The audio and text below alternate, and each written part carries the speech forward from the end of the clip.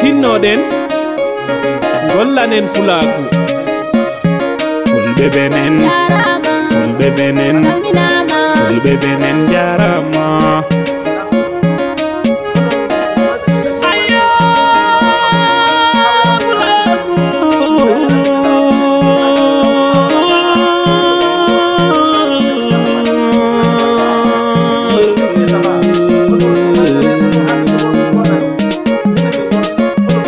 musidɓe tedduɓe dinganen suudu baba townen pulaku e fulfulde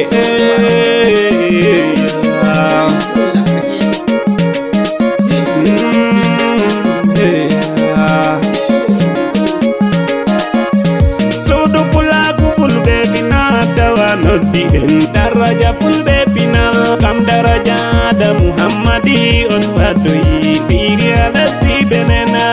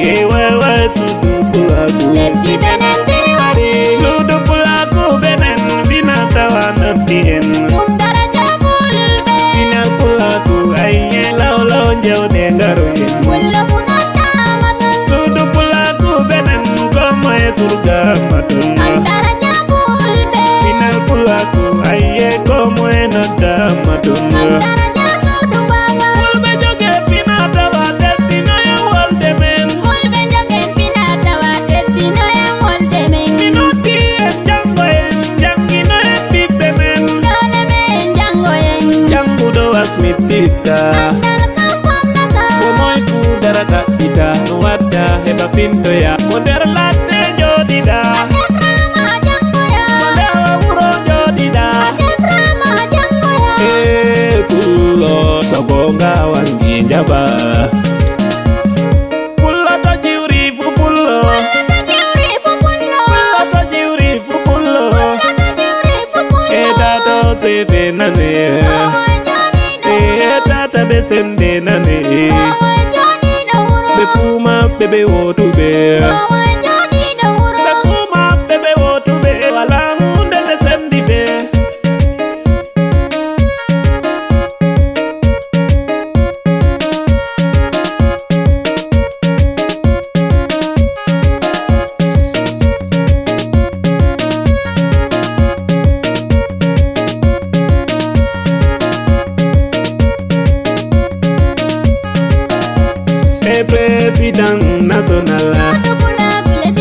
President national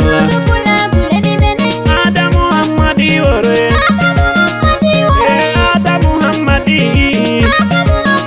aye president national aye pula misal minima aye pula biri jodi aye pula misal minima aye fulɓe benen mi jodi pulaku benen mi salmini aye fulɓe jamanu waylake ɗiɗi fulɓe jamanu waylake ase jamanu egga egga kam ɗiɗi jamanu egga egga kam eɗen jange janginen mbimi jamanu waylake mbimi jamanu waylake Amadi Adamu kanju yidi famna en fulɓe duroɓe sakoba fulɓe leddi benen awi Amadi Adamu aide le gouvernement pour la mise en œuvre et compréhension des décisions de Patrice Talon pour le bien-être des éleveurs. Nous les éleveurs, nous remercions Patrice Talon. Et gouverneur. Ah oui, PDG Canal Placo TV.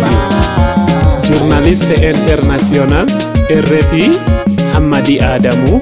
Je vous remercie pour les infos de RFI.